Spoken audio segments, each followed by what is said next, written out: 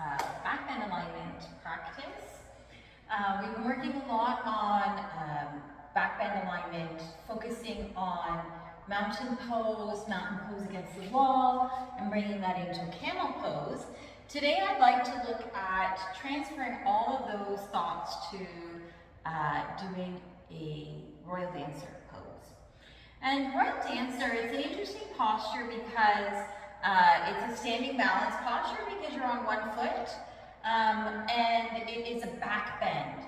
Oftentimes, however, royal dancer gets confused with some kind of like funky warrior three, right? And what do I mean by that? I mean warrior three, when you're in your warrior three pose, I can't talk and do this at the same time, so I'll talk and then do it.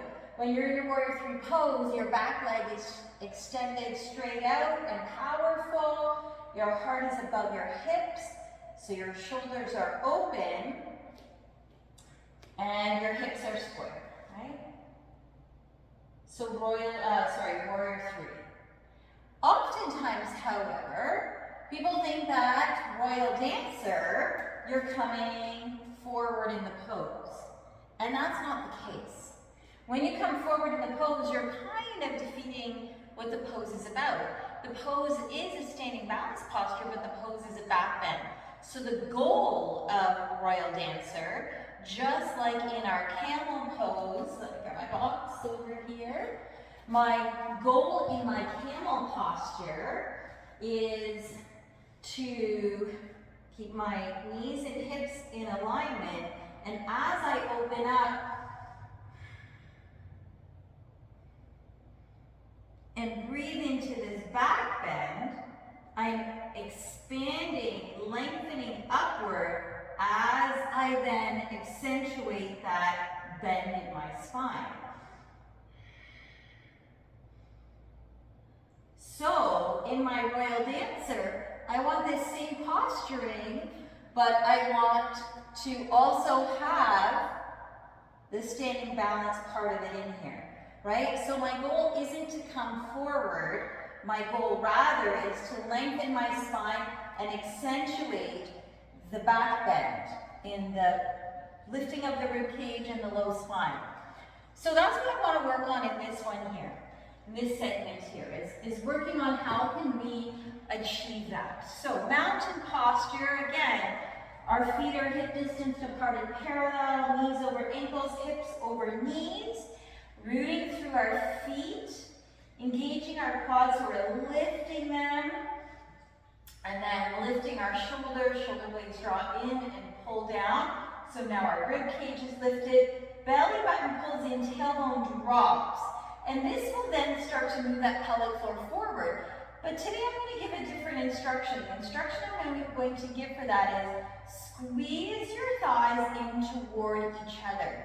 That's going to have that forward momentum for that pelvic floor to slide forward, right? So squeezing your thighs in toward each other. So this is my mountain pose. Now notice, as I breathe into my mountain pose, I'll bring my arms up into a cactus arm just so that we can accentuate the back bend as I breathe into it. Notice that my legs stay in alignment with each other. And all I'm doing is accentuating this as I'm breathing. So if I bring this into a royal dancer, I didn't change anything. My hips and knees are still in alignment, and I'm accentuating this lift. What I want to point out that is that if I'm coming this way, I'm not lifting my foot out here. So my knee isn't coming out to the side. I'm not peeing like a dog on a fire hydrant. I'm keeping my knees in line with each other. So this knee here is pointing down and then moving back as I open up my rib cage, as I lengthen my spine, right? So very important things. So you continue to root through the back foot, toes stay lifted and spread. And the other instruction I want to give is squeezing those thighs in toward each other.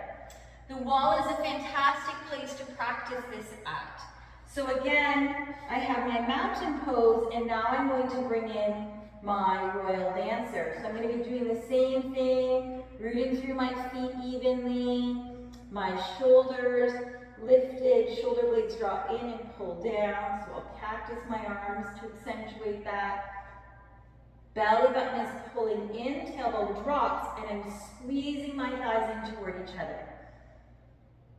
So if I want to bring this into the royal dancer, reaching my left hand for the inside blade of my left foot, and now I'm just going to breathe into it. Now, you might feel a little bit compressed because you are bringing your leg behind you. So in that case, you might want to just step out a little bit further so that as you breathe into the pose, you have more room to expand into, right? So in mountain pose against the wall, I have my feet maybe this, my toes maybe this far apart from the wall, and royal dancer about that far apart. So there is a little bit of a difference. So I have a little bit more ability to get that lower back bend in. Something to keep in mind as well is what we're doing with our shoulders. So a lot of people do a funky thing with their arm, right?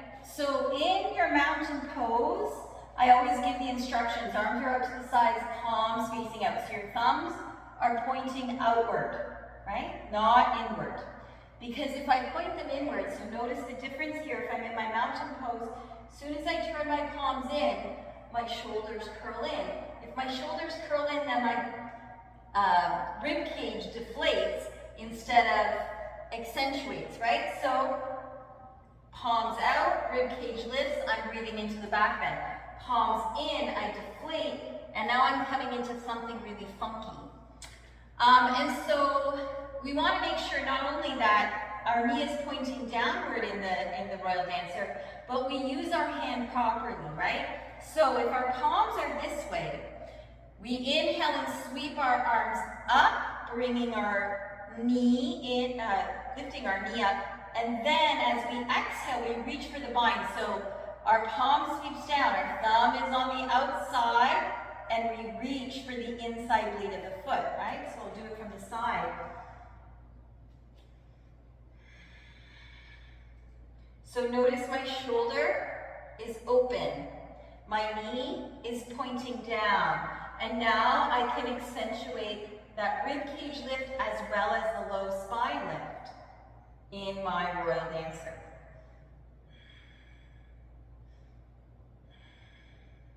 So then I have the question from people, what if I can't reach my foot with my hand open? That's why I do this. Well, my answer is, then don't reach your hand for your foot, and that's okay. Some people can't reach their hand for their hand to their foot because of body proportion. Sometimes it's because you have tight hip and tight shoulder. There's lots of reasons why you can't reach in that bind. Don't force the bind. Only come into the bind if it's available. So what does that mean? That means that if I sweep my arms forward and then I come into the royal dancer and I can't reach and I'm like trying to grab for it, instead, just bring your hand to your hip and keep that foot active, because I can continue to open in the back bend. And over time, that bind may become available to you. If it doesn't, that's okay too, right? It's not mandatory in order for you to work on Royal Dancer. So, Royal Dancer can be as easy as having your knee bent. You can have one arm extended, but let's say this interferes with your balance. So bring this hand down and just work on breathing in the rib cage lift and the low spine. So accentuating that spine, right? And that's why the wall is such a good friend, because you can come to the wall, making sure you leave yourself just that little bit more room between your feet and the wall if you're doing the Royal Dancer as opposed to the mountain pose or camel or tree as we've worked on. And as we come into the Royal Dancer, if I am able to reach for my foot, great. If I can't, let's pretend I can't. Bring my hands to my hips. I'm a little bit too far away to get there. And as I breathe into this, I use the wall as my guide. I'm rooting through both feet evenly, squeezing my thighs in toward each other. Lifting my rib cage, shoulder blades draw in and down, belly button is pulling in, and tailbone is rooting downward. So I'm breathing into this just as if I have my foot. There's no difference. Just as if I have my arm extended. So I'm just taking two components out to make it more accessible. Always make the pose as accessible as possible for you so that you can practice proper muscle memory, proper alignment for your body, and over time, as you breathe into this alignment, your body will open up and allow you to. Unless, of course, like I said, body proportion. If body proportion isn't there, then it's not going to be, and that's okay. All right, I hope you enjoyed this segment, and we will see you soon for another one.